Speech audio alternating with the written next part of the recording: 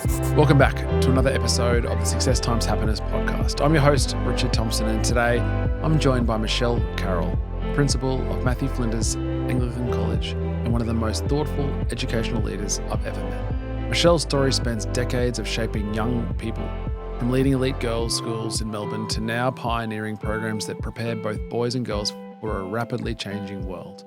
In this episode, you'll learn what true character-focused education looks like, why leadership starts with authenticity, and how we can better equip the next generation.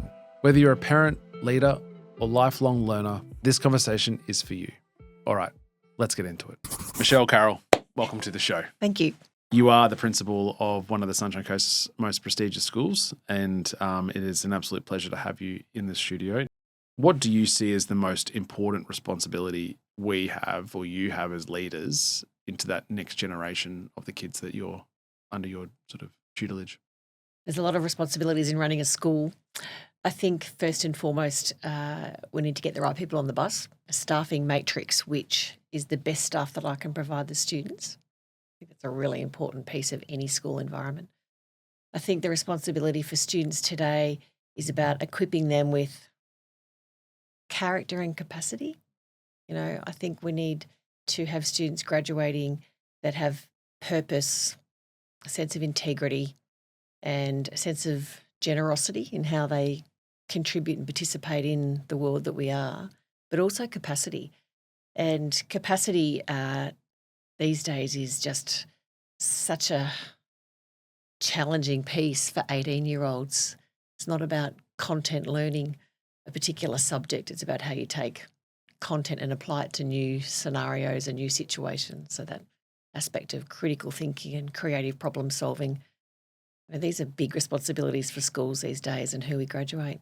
I find that the role that you have in front of you as principal of a school, of an independent school, is so unique because you've got, I guess, an enormous top line revenue that the school you need to manage on a P&L sort of level, financial level.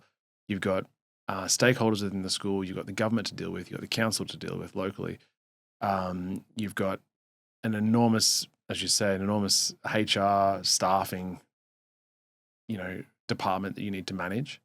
And the service, the product, the widget that you are producing is the most important and delicate, and, you're dealing with kids and their education and their future effectively, and how and it's so integral as someone's experience from, Flinders is kindy to 12, but it is everything to that child, is how that shapes their entire life, is how your experiences through childhood, and school is a huge component of that. There seems to be an enormous amount of balls in the air in that role. How do you stay grounded? How do you stay focused on with notwithstanding the fact that there are so many responsibilities? That's a good question. There are a lot of responsibilities, and to be honest, every principal will feel this. It can be completely overwhelming at times. I don't ever feel alone in the role. I've always worked both here and at my former school in Melbourne with a really good college board.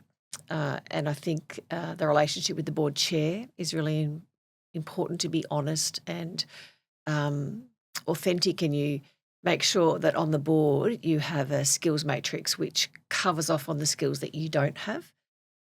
So I think first and foremost, good leaders have a support structure around them, and there's not a sense of doing it by yourself. And so that's sort of the governance piece of independent schools. And then also the leadership team that you develop and nurture and ensure that you have middle leaders that are also aspiring, and there's a level of sustainability around the leadership model that you build in schools. And so I have learned through 12 years of in the role that you can't do it all by yourself, and you need to surround yourself with a board that can provide support, but also a leadership team that can as well. And because the scale of Flinders is 3-year-olds to 18-year-olds, those skill sets differ. You need specialists in 3 and 4-year-olds, and you need specialists in 18-year-olds and their career journey, and those skills are actually really different. Take me back then. What drew you to education in the first instance, and was the leadership piece, because that's not everyone's pathway in terms of education. Is that something that was always in your sights? So I'm from a family of educators, so that was quite an easy and natural decision for me. I think it's in my genes. I admired Dad's role as a teacher for many, many years. My sister's a teacher, my brother's a teacher, so we are a family of educators. We have some great debates over over the Christmas table about government funding for schools. But no, I never imagined that I actually would ever be a principal, and that's really probably not why I chose teaching as a career. But throughout my 30 plus years in the industry, I just was always someone that when something needed to be done, I would say, yep, I can help with that. And through those opportunities, you start to realise your capacity, other people realise what you can do, and doors open. And I do encourage even now young staff to put their hand up and say, yep, I'll do that. I'll have a go at doing that. And you provide a support structure around them, because that was my journey. And so when I was encouraged to apply for a principal, there's a lot of doubt about whether you can actually do that, but it's been rewarding, and I love going to work every day. Yeah, it was almost a decade in Melbourne as a Correct. principal of Yep. St Catherine's, and again, a extremely prestigious school down in Victoria. What made you? Well, I'll go with this question first. That's all girls. What did you learn from that experience about being the principal and the head of an all-girls school that took you by surprise? Look, I've had a long career in girls' education, and I was from that model as well. That was my own schooling experience.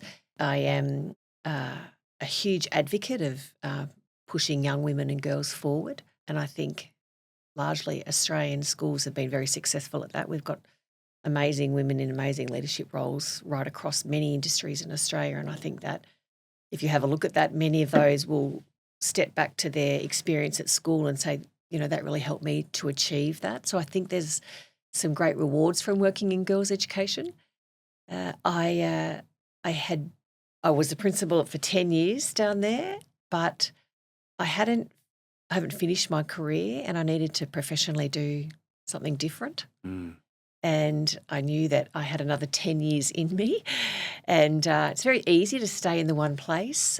It's almost too comfortable, and I think just professionally I needed to step outside my comfort zone and look to do something different. And so then that caused you to move to the Sunshine Coast? Yes. Well, I've always had an eye on the Sunshine Coast, and I was quite keen after COVID in particular, and leading a school through the intensity of COVID in Melbourne. And I've got many colleagues that we still share that time together and how challenging that was.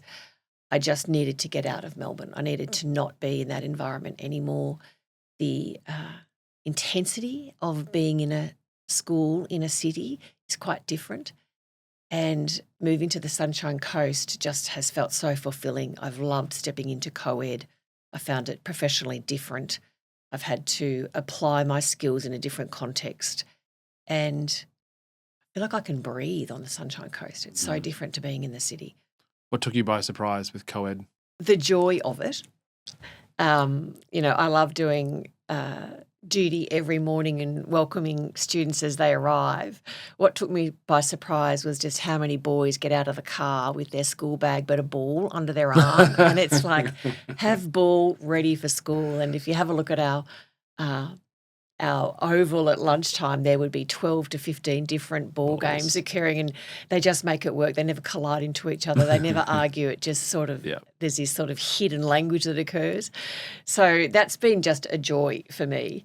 And I've really enjoyed the interaction and the healthiness of the relationships between the boys and the girls at Flinders, and it feels very right. Transitioning into that community though, what stood out to you most about the culture, students in the community, I guess, on the Sunshine Coast within that school? I often think about the healthiness of the kids on the Sunshine Coast. I think, we're just talking about what a beautiful time of year it is. It's outdoors, and I feel like in an assembly, the students have Sunshine Coast life sprinkled on their face. I do wonder whether my point of comparison, though, is COVID in COVID in Melbourne. Melbourne, yeah. So it's probably, my comparison's probably a little warped at the moment. But I just feel the Flinders kids are healthy, they're happy, and they're engaged in life. And that's fantastic. It's a great place to work. Yeah. As principal now, you've been there for a couple of years. What's the pathway? What's the legacy that you're wanting to start curating and building at that school? There's so many parts to the job. I think at the moment, what an amazing opportunity we have in the next 7 years in Southeast Queensland. And Before the games. And I am really committed to seeing Flinders through the Olympic Games. I think it's extraordinary opportunity for everyone in Southeast Queensland to be on the world stage. But what underpins that is, our year 5s will be year 12s during that year, and how do we nurture and get them ready for that? There'll be a sense of volunteering, I think, and to ensure that we put our best foot forward. So it's an exciting time on the Southeast Queensland. I think that will be part of the legacy. But, I also fundamentally hope every student, graduates with a healthy and a happy disposition. I hope staff have purposeful careers and feel a great sense of support and success in their own careers as well. So I think every principal, as part of their legacy, is how they provide a work environment. So it's not just about the students as well. And how do we sort of really define a school and ready a school for the next 50 years, right down to the work I do with the Building and Grounds Committee. There is such a heaviness in the notion of stewardship in our roles. We are designing buildings that will still be standing in 50 years' time, and you need the leaders of Flinders to think, oh, great decision. That was a really good decision with what they've done with the campus. There's so many parts to that stewardship as well. It's the students, it's the staff, and then it's the actual campus itself and how you care for that. All right, well, let's pivot. I want to talk about leadership because I do think that's such an important role in what the school provides. How do you define good leadership within the kids? So I think good leadership fundamentally needs an understanding of what your vision is for the school and your mission is for the school. So I think for my leadership, I've always believed in the philosophy that you keep students at the heart of your decision making. And in a school environment, when you keep students at the heart of the decision making, you actually never go too far wrong because you have an understanding of what your mission is at that school. And so how that then steps into, one example I can think of is at the start of this year, we rolled out our teaching and learning framework. So for staff, there's a framework that they hook into every time they step into a classroom. And so you want teachers to walk into a classroom with their own personality and their own creative flair and their own stories that engage students in their learning. But what is the experience for a student that goes from classroom to classroom to classroom across the day? And what are the common elements of the Flinders experience? And so I think good leadership in a school creates those common elements of learning for the student. And so that has really underpinned the development of a teaching and learning framework for the staff.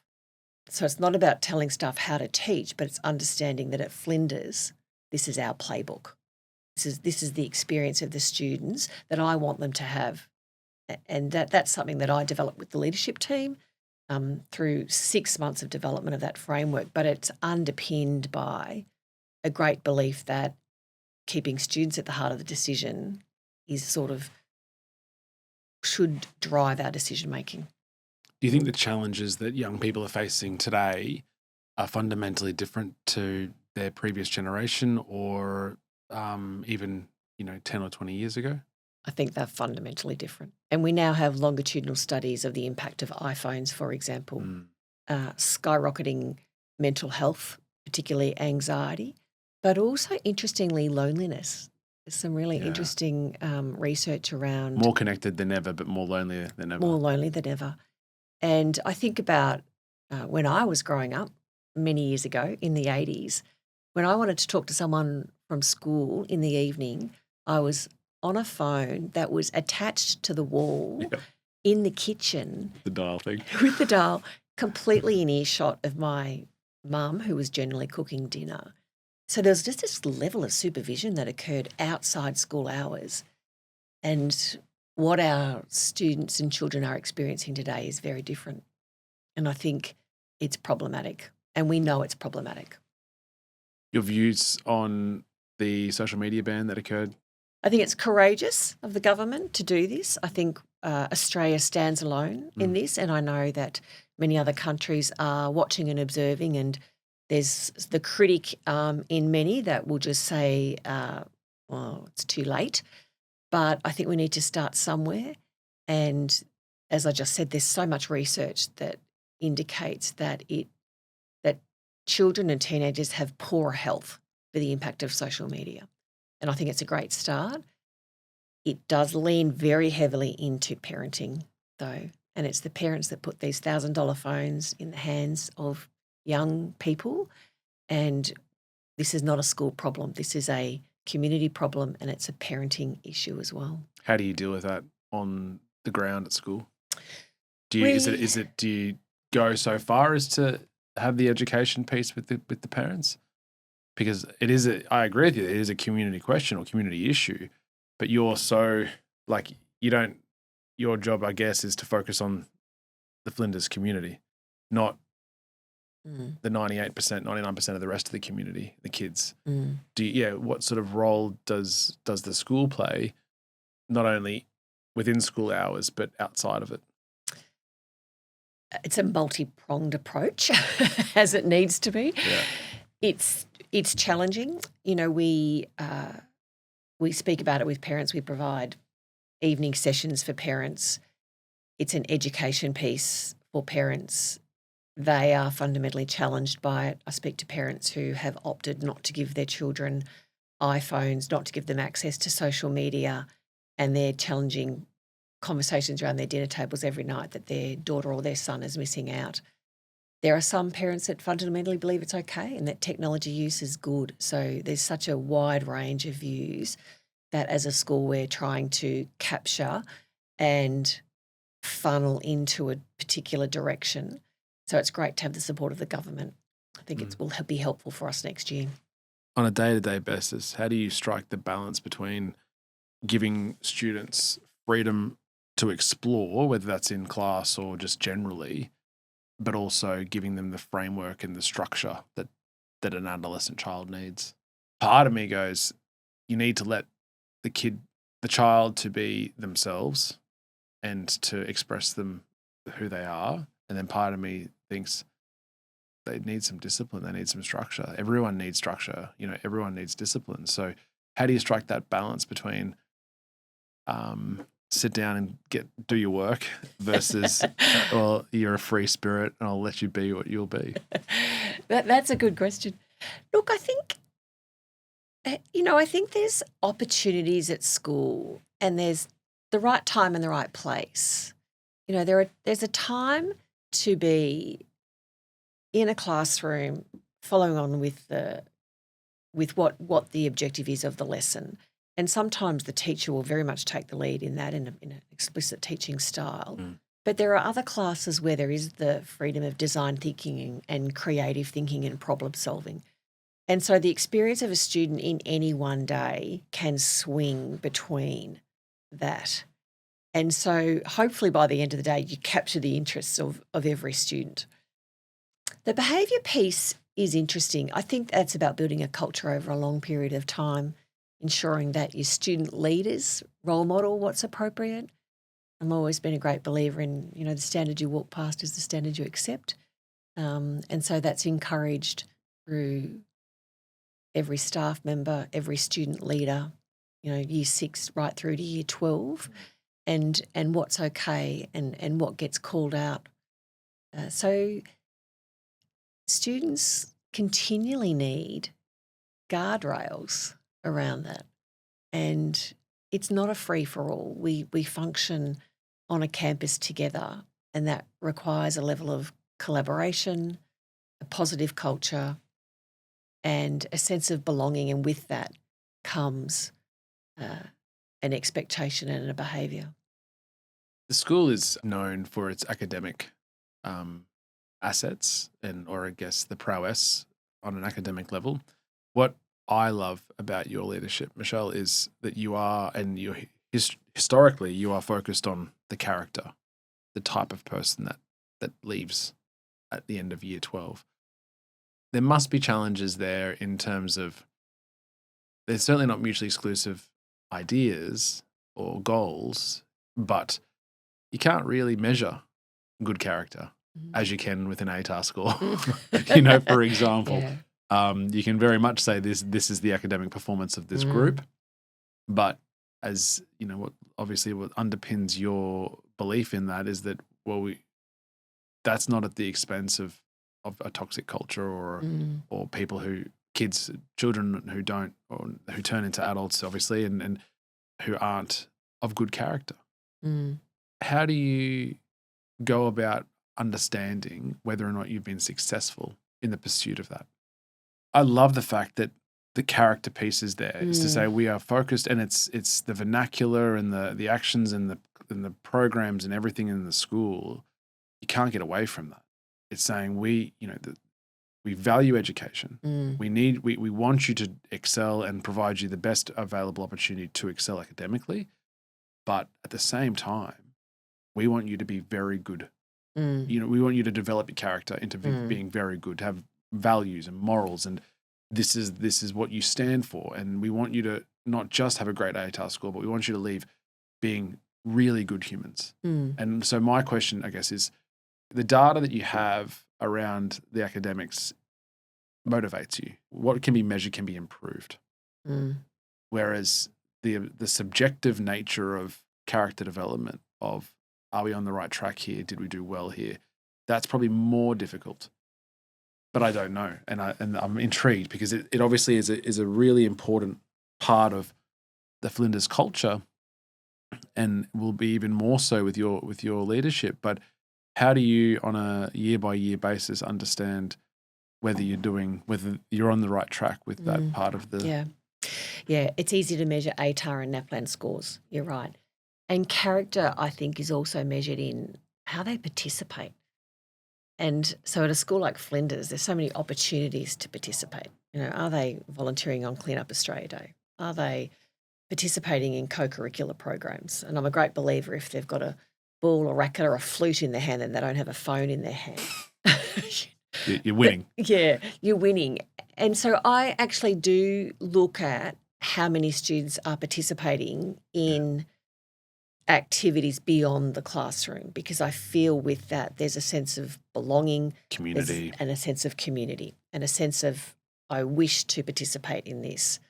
And I think for so many students now, it is about close the laptop lid, put the phone down and participate. And is it even in the classroom, is it just participate in the conversation, but it's also participate in the other activities.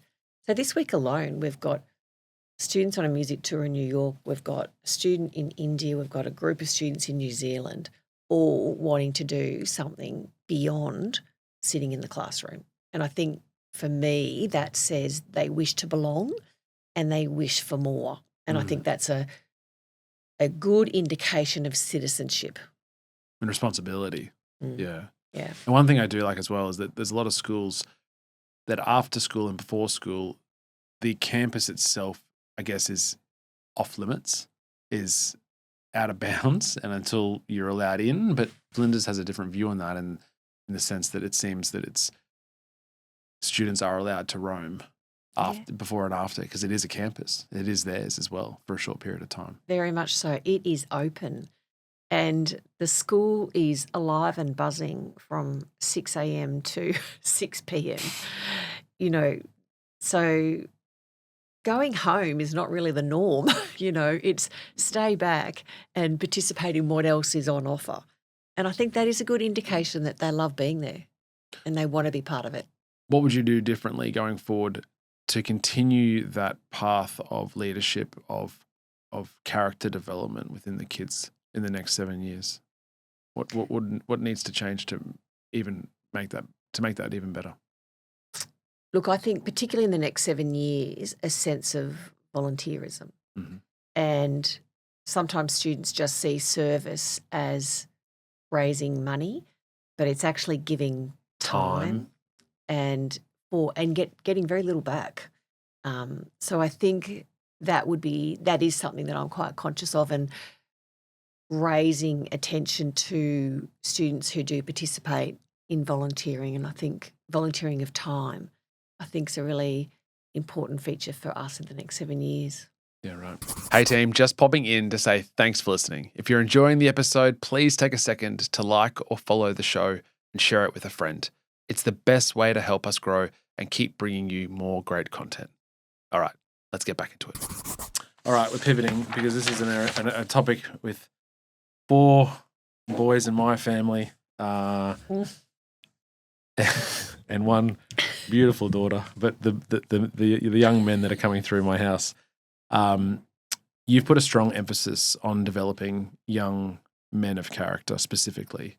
And I think, is that since you've been at Flinders, is that because of your history with education of women, of girls, that you're really leaning into that young men space? Yes, I certainly walked into Flinders with my eyes open to what boys were doing and what they were participating in and what was happening in boy world.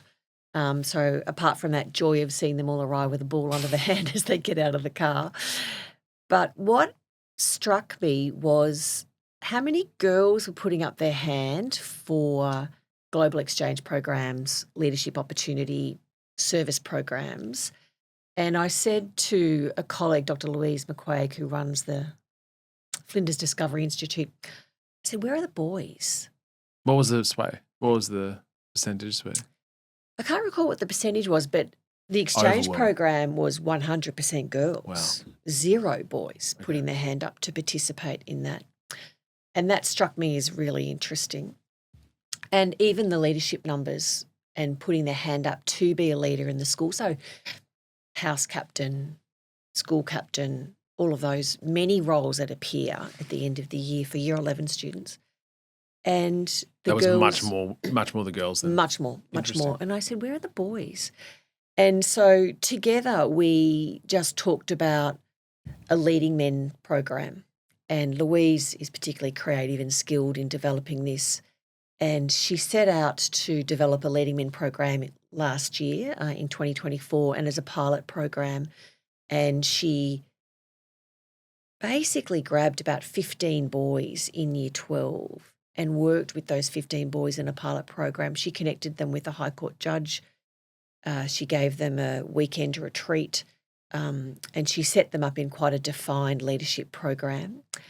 Then that year culminated in the boys working with year 10 boys, and together they designed and developed our Father's Day breakfast with the guest speaker there. And the feedback at the end of that program was so overwhelmingly positive. And what was really nice was this connection between year 12 and year 10.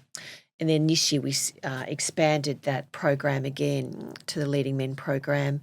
We connected them with a High Court judge, a RAF pilot, a fighter pilot, so some really strong role models. They had the Anzac Day long weekend. They went out to a property and spent the weekend out at the Darling Downs and really opened up conversations about being a young male in society today and what that meant. And so now we've got year 10 boys, year 11 boys and year 12 boys that are working through this program. And when I sat down with the prefects at the end of the year and I just asked them, highlights of the year, each boy said the Leading Men program. And interestingly, this year, we almost doubled the number of boys applying for leadership positions.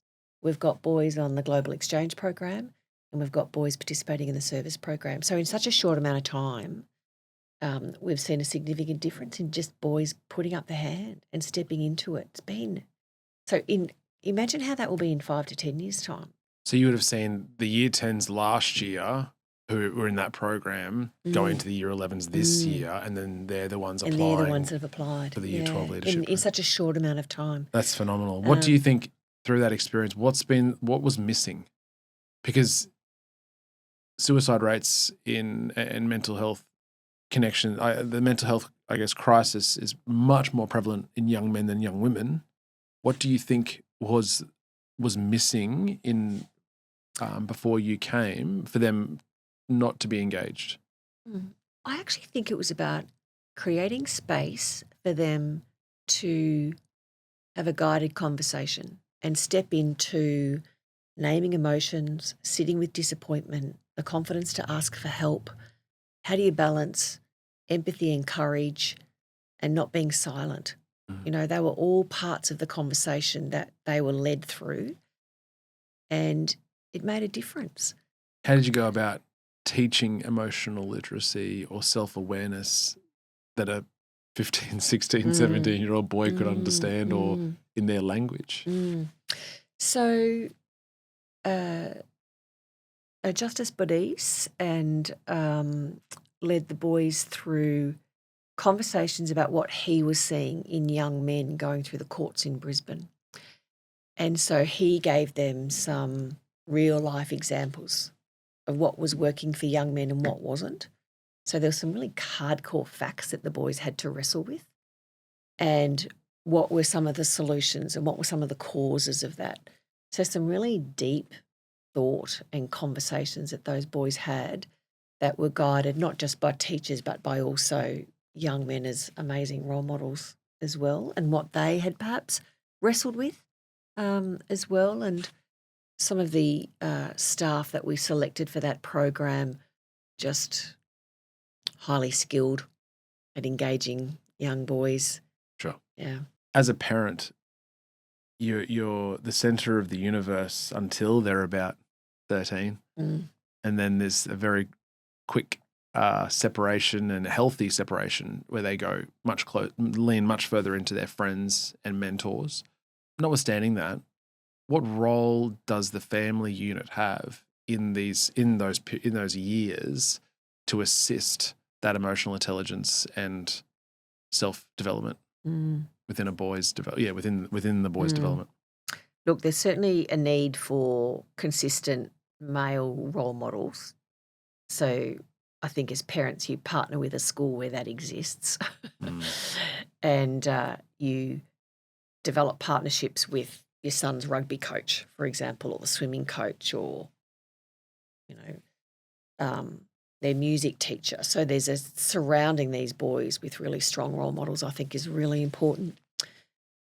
And then there are some perhaps underpinning principles that as a parent you insist on, that belonging is a non-negotiable, that being part of this family means that we don't have phones at the table. We actually sit down and talk about our day. This is what we do in this family. And rituals in families, I think, is really important. So for your 4 boys, what does the end of the day look like? And I think boys actually quite like rituals and routines. And, what does summer holidays mean for those boys? Probably extra time with dad, which is great. So I think there's some non-negotiables for young boys as well. And I think also that openness to conversation. So sometimes it may be about seeing dad experience disappointment and how does he manage that you don't have to be the superstar every day, and that having a range of emotions and being able to visibly demonstrate how you manage those emotions is something that is open and visible for young boys. Oh, man, just hearing that. I needed this conversation a week ago, Michelle. But no, at home. That's not easy either. No, for sure, right? And that's the other thing, like all of those ideas, and we're trying to shape our kids into, almost setting an unfair bar, because as adults, we struggle to regulate our emotions and be able to accurately describe how we're feeling and, portray that in a sensible and civil way rather than just explode off, a head falls off and and then not only that, they're dealing with, body changes and maturity and social. It's just it's incredible at how much they have to deal with, and potentially as parents we are too far away in time from that experience, which is probably why they just discount anything we have to say, because it's like, what do you know?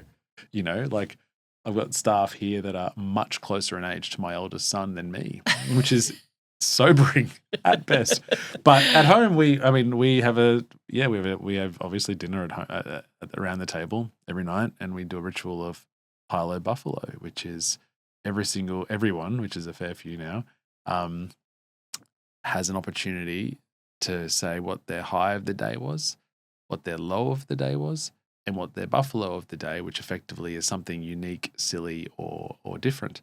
And so it's a beautiful ritual that we do every night, because I found with kids, with boys particularly, my only experience is with boys at this stage, but the biggest hot tip that I have about an after school to bedtime thing is don't ask for anything. Don't ask for any information about the school day. They will come to you, when it's relevant, when they feel safe, and when they feel they've, had a shower or gone for a swim, and then at dinner time or the night, they'll say, this is what happened. Tim said this today, whereas you're wanting to know that information as soon as the pickup happens, but it's like, all in good time. Yeah. They'll come and tell you when they're ready. And so the dinner time piece is a good example of that, where that stories will come out of that, and people will chime in and go, what do you mean what happened there? It's a really nice thing to do. But and managing your response to that as well, being curious first. Yeah, lead with curiosity. Yeah. We try to also not react too much, No. We have a few trademark behaviours at home as well, which is, like I mentioned before to you, is firstly is lead with kindness, but also that we do hard things and celebrate that. But also this idea that you can't get in trouble by telling the truth and having a really safe place, because I really don't want them thinking that, I can't, this isn't a safe place to communicate. And more so than ever when they're 18. Gosh. You need them to be able to call you at any time of the day and know that it's fine. No judgment. It's just, and I don't know, rightly or wrong, I mean, whether she intended to or not, my mum has always been that. I've always felt like I can just a beautiful relation, really beautiful, safe harbor to have as you're navigating, life's challenges from 13 to 21, I guess. But I love the buffalo. Never lose your sense of humour, really, do you? You must have a laugh. 100%. And often at yourself, but to be able to say, I stuffed up here, or I forgot my shoes, or whatever it is, and you just I mean, I enjoy a laugh. I love to lead with humour, and laughing at yourself is quite humbling as well. Yeah, for sure. But I'm interested to know, like, you've just nonchalantly talked about the changes that you've seen in the boys through these programs. What's the future of that growth and that ability for the boys to sort of really sink their teeth into? So you've said that the people who have nominated for this program have significantly increased. Do you get concerned about the people that aren't? The scale of it is the complexity for us. Right. So we really ran it as a pilot program in 2024. Then 25 we've scaled it up. But how do you include it for every boy is certainly a challenge for us, unless we just do it through time periods across the year, because every boy would benefit from that, I think. And I thought what was also telling this year was our graduates from 2024 came back to the breakfast in term 3. So they wanted to still be part of it, and they came back and sat with the year 12s and the year 10s and participated again, and I thought that was a really good indication as well. So I imagine in time, old Flinderians will be the brilliant role models that we will get back in front of these boys. At the moment, we've been using a High Court judge and a RAF fighter pilot, but just so interesting that the boys said, no, I wanted to come back. And so they, drove back from Brisbane or wherever they were to participate at that breakfast again. If you could redesign the typical experience for a teenage boy, what would that look like? Redesigning it is difficult in the constraints that we live and work and learn. I think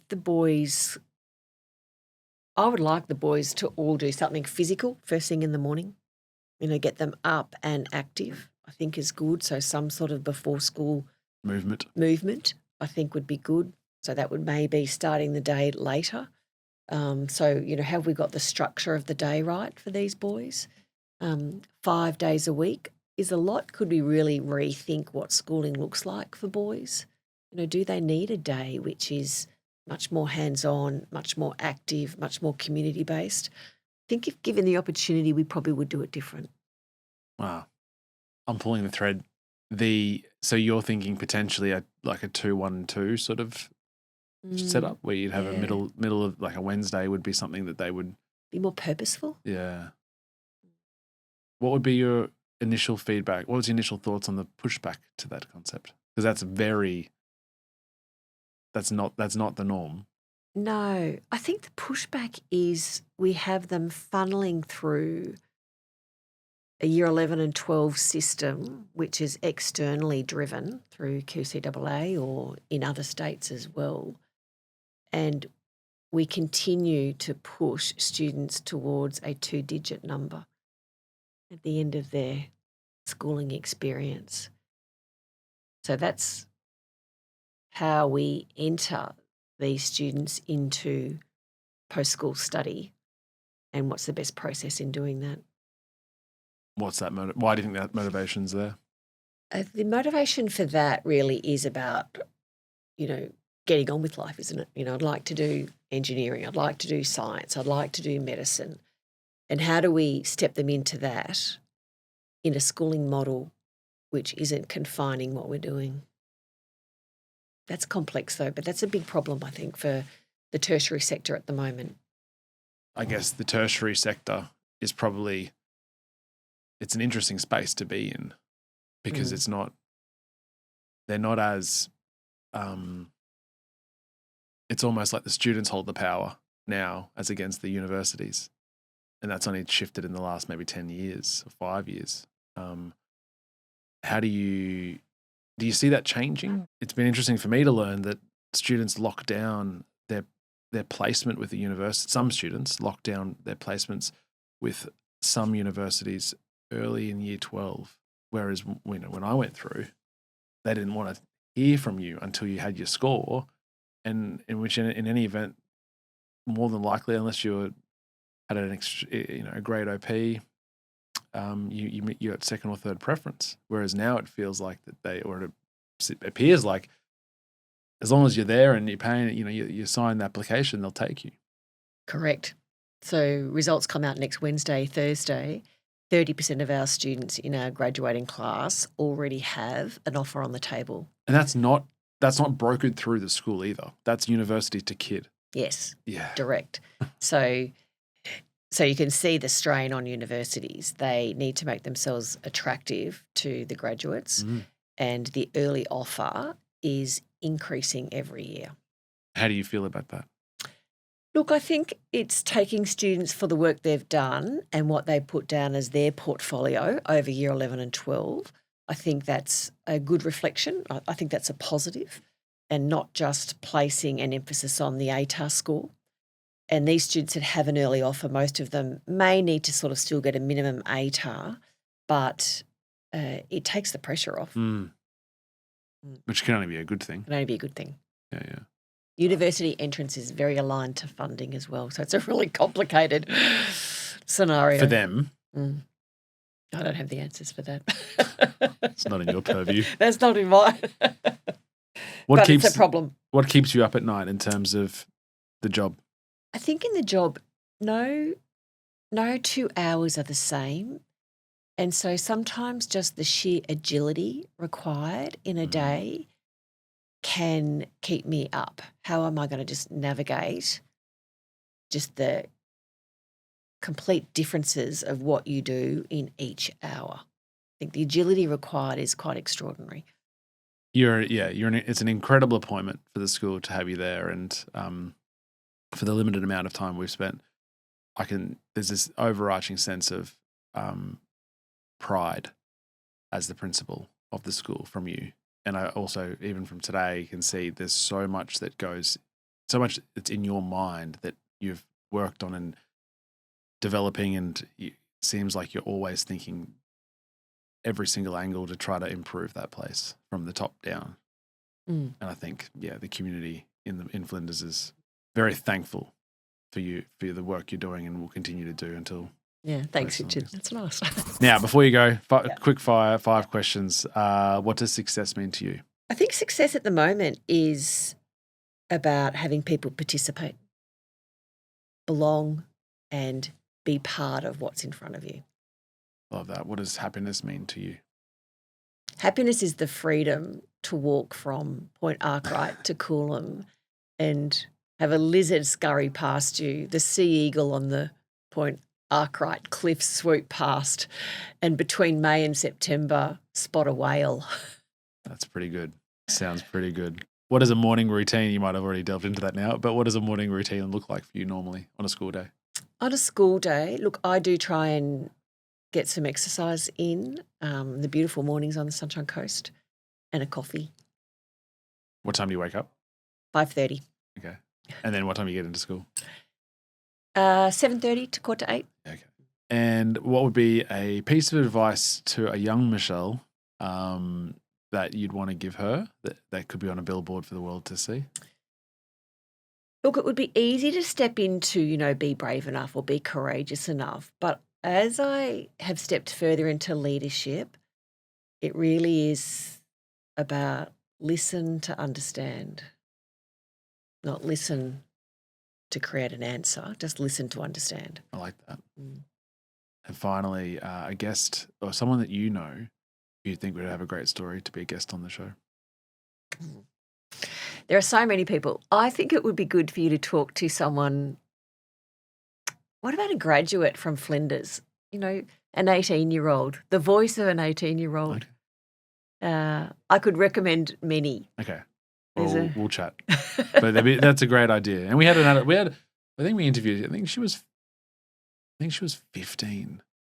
We interviewed someone this year trying to understand what life is like as a 15-year-old female. Yeah. And that was eye-opening. But certainly a graduate from Flinders as to what. So our vice captain this year, Jack, he's got plenty to say. He started at Flinders when he was 3. Oh, okay. And he's doing the 15 years, and he's been part of that Leading Men program. Okay. He would be great to talk to. Yeah, great recommend. Michelle Carroll, enjoy your break. This is going to be released on first week back, I think. Okay. But have a great Christmas. Thank you so much for your time, and keep doing what you're doing because it's phenomenal. Thank you. That was another episode of the Success Times Happiness podcast. Next time you're navigating homework battles, turn to the person next to you and tell them all about the show. It really means a lot. A huge thank you to Michelle Carroll for sharing her wisdom, her honesty, and her deep passion for shaping young people of character. If today's conversation inspired you, please subscribe, leave a comment, or share it with someone who needs to hear it. It's the only way we grow. Until next time, peace.